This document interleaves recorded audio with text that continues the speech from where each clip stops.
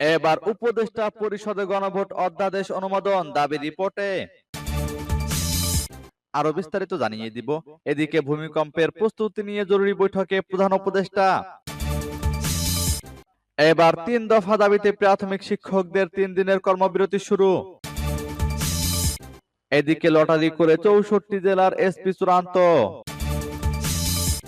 আরো জানিয়ে দিব। এবার 6 দফা দাবিতে আবারও কর্মবিরতি স্বাস্থ্য সহকারীদের।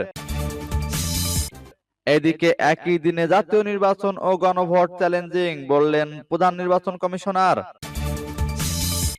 এবার বিএনপির মনোনয়ন বঞ্চিতদের বিক্ষোভ অব্যাহত। এবং সর্বশেষে জানিয়ে দিব। এদিকে মিথ্যা মামলা প্রত্যাহার না হলে নির্বাচনে যাবে না জাতীয় পার্টি দাবি রিপোর্টে। শুনছিলেন সংবাদ শিরোনাম, এখন বিস্তারিত। তবে তার আগে অনুরোধ থাকবে এই ভিডিওতে একটি লাইক দিন এবং কমেন্টস করে জানিয়ে দিন আপনি কোন জেলা থেকে বা কোথায় থেকে আমাদের সাথে যুক্ত রয়েছেন। এবং সংবাদের সর্বশেষ গুরুত্বপূর্ণ আপডেট পেতে চ্যানেলটি সাবস্ক্রাইব করে আমাদের সঙ্গে থাকুন। এবার উপদেষ্টা পরিষদে গণভোট অধ্যাদেশ অনুমোদন। গণভোট অধ্যাদেশ 2025 এর খসড়া নীতিমালার অনুমোদন দিয়েছে উপদেষ্টা পরিষদ। মঙ্গলবার প্রধান উপদেষ্টা ডক্টর মোহাম্মদ ইউনূসের সভাপতিত্বে অনুষ্ঠিত বৈঠকে এই আদেশ অনুমোদিত হয়। প্রধান উপদেষ্টার সভাপতিত্বে সকাল 11টায় এই বৈঠক শুরু হয়। এর আগে বৃহস্পতিবার রাজধানীর ফরেন সার্ভিস একাডেমিতে আয়োজিত ব্রিফিংয়ে আইন ও বিচার বিষয়ক উপদেষ্টা অধ্যাপক আসিফ নজরুল বলেছিলেন, প্রধান উপদেষ্টার ঘোষণা অনুযায়ী জাতীয় সংসদ নির্বাচনের দিনই গণভোট অনুষ্ঠিত হবে। এর জন্য আগামী সপ্তাহেই আইন হবে। এর আগে গত 13ই নভেম্বর জাতির উদ্দেশ্যে দেওয়া ভাষণে প্রধান উপদেষ্টা ডক্টর মোহাম্মদ ইউনূস ফেব্রুয়ারির প্রথমার্ধে ত্রয়োদশ জাতীয় সংসদ নির্বাচন আয়োজনে সরকার কাজ করছে বলে জানান। ওই নির্বাচনের দিনই গণভোট অনুষ্ঠিত হবে বলেও ঘোষণা দেন তিনি। এদিকে ভূমিকম্পের প্রস্তুতি নিয়ে জরুরি বৈঠকে প্রধান উপদেষ্টা। সম্প্রতি কয়েক দফা ভূমিকম্পে সারা দেশে আতঙ্ক তৈরি হওয়ায় ভূমিকম্প প্রস্তুতি সংক্রান্ত বিশেষজ্ঞ ও সংশ্লিষ্ট কর্মকর্তাদের নিয়ে জরুরি বৈঠকে বসেছেন প্রধান উপদেষ্টা ডক্টর মোহাম্মদ ইউনূস। সোমবার বিকেল 5টার দিকে তেজগাঁওয়ে প্রধান উপদেষ্টা দপ্তরে এ বৈঠক শুরু হয়। বিষয়টি নিশ্চিত করেছে প্রধান উপদেষ্টার দপ্তর।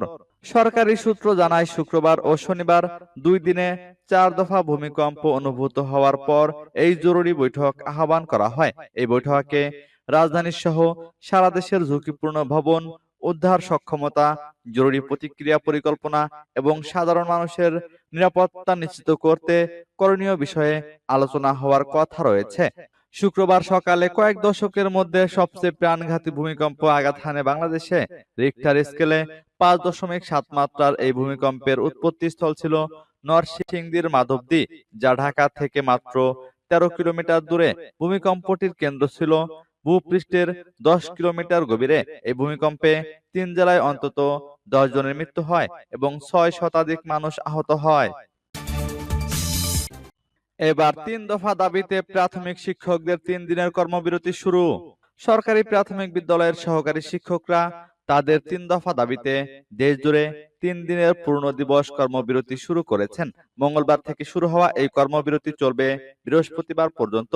প্রাথমিক সহকারী শিক্ষক সংগঠন ঐক্য পরিষদ জানিয়েছে, পূর্ব ঘোষিত দাবি আদায়ে দীর্ঘদিন আলোচনার পরও সরকারের পক্ষ থেকে দৃশ্যমান অগ্রগতি না পাওয়ায় এই কর্মসূচির ডাক দেওয়া হয়েছে।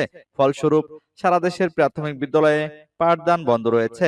সংগঠনের যুগ্ম আহ্বায়ক সাবেরা বেগম জানান, তাদের দাবিগুলো হলো সহকারী শিক্ষক পদকে এন্ট্রি পদ ধরে 11তম গ্রেডে দেওয়া, শতভাগ বিভাগীয় পদোন্নতি এবং 10 ও 16 বছর পূর্তিতে উচ্চতর গ্রেড প্রাপ্তির জটিলতা নিরসন। তিনি বলেন, আশ্বাসের বাইরে কোনো বাস্তব অগ্রগতি না থাকায় তারা বাধ্য হয়ে পূর্ণ দিবস কর্মবিরতিতে যাচ্ছেন। এদিকে লটারি করে 64 জেলার এসপি চূড়ান্ত। আসন্ন ত্রয়োদশ জাতীয় সংসদ নির্বাচনে দায়িত্ব পালনের জন্য 64 জেলার পুলিশ সুপার চূড়ান্ত করেছে অন্তর্বর্তী সরকার। সোমবার প্রধান উপদেষ্টার বাসভবন যমুনায় লটারি করে এই এসপিদের নির্বাচন করা হয়। শিগগিরই তাদের পদায়ন করা হবে। স্বরাষ্ট্র মন্ত্রণালয় ও পুলিশ সদর দপ্তর সূত্রে এই তথ্য জানা গেছে।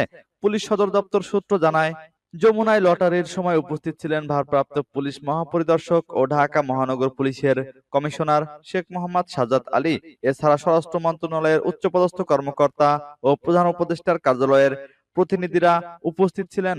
মঙ্গলবার যোগাযোগ করা হলে পুলিশ সদর দপ্তরের অতিরিক্ত মহাপরিদর্শক AKM আওলাদ হোসেন প্রথম আলোকে বলেন, যমুনায় লটারির মাধ্যমে ৬৪ জেলার এসপি চূড়ান্ত করা হয়েছে। সরকারি আদেশ হলে তাদের পদায়ন করা হবে।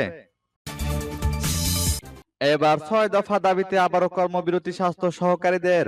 ৬ দফা দাবিতে আবারও কর্মবিরতি ঘোষণা দিয়েছে স্বাস্থ্য সহকারীদের সংগঠন বাংলাদেশ হেলথ অ্যাসিস্ট্যান্ট অ্যাসোসিয়েশন। আগামী ২৭শে নভেম্বরের মধ্যে দাবি মেনে নেওয়ার সরকারি আদেশ জারি না হলে ২৯শে নভেম্বর থেকে রাজধানীর কেন্দ্রীয় শহীদ মিনারে অনির্দিষ্টকালের জন্য শান্তিপূর্ণ অবস্থান কর্মবিরতিতে যাওয়ার ঘোষণা দিয়েছেন সংগঠনের নেতারা।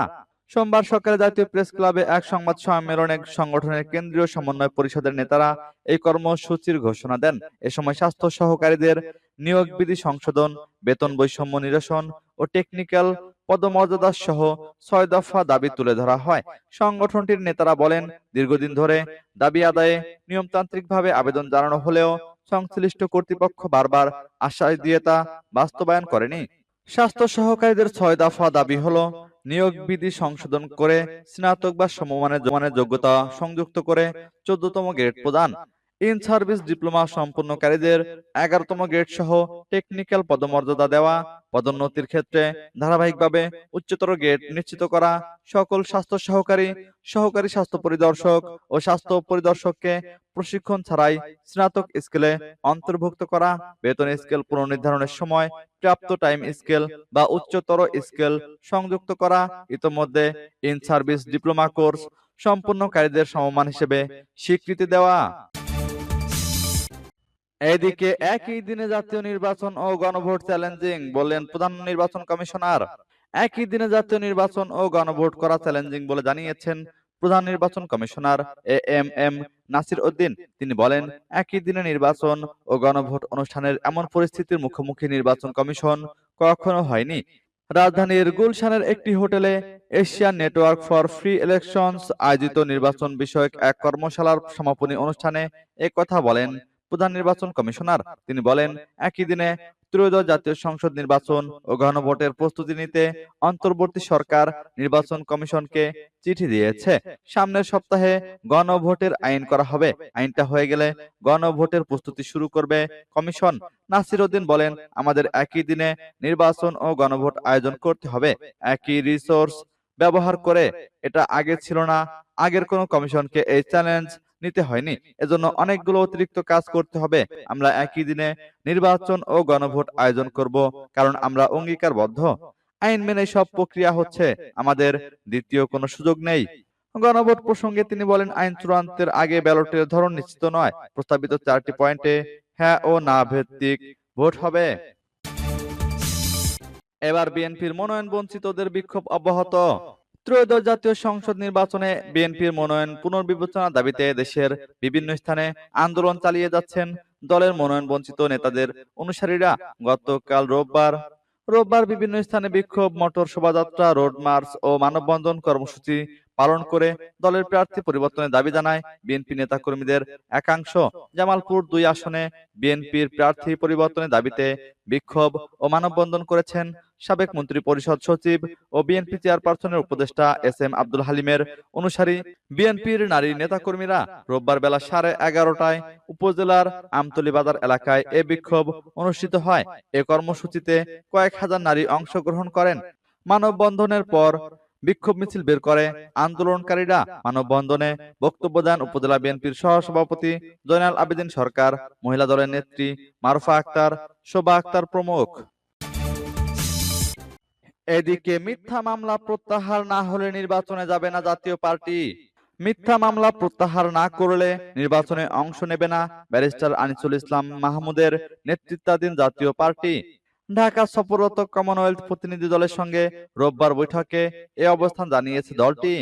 রাজধানীর একটি হোটেলে অনুষ্ঠিত এ বৈঠকে দলের চেয়ারম্যান আনিসুল ইসলাম মাহমুদ, মহাসচিব ABM রুহুল আমিন হাওলাদার ও চেয়ারম্যানের আন্তর্জাতিক বিষয়ক বিশেষ দূত প্রেসিডিয়াম সদস্য মাসরুর মওলা অংশ নেন। কমনওয়েলথ মহাসচিব শার্লি বসোয়ের নেতৃত্বে 5 সদস্যের একটি প্রতিনিধি দল বৈঠকে অংশ নেয়। বৈঠকে জাতীয় পার্টির চেয়ারম্যান কমনওয়েলথ মহাসচিবকে জানান, নির্বাচনের জন্য এখনো লেভেল প্লেয়িং ফিল্ড নেই, প্রশাসন দুভাগে বিভক্ত, মব চলছে।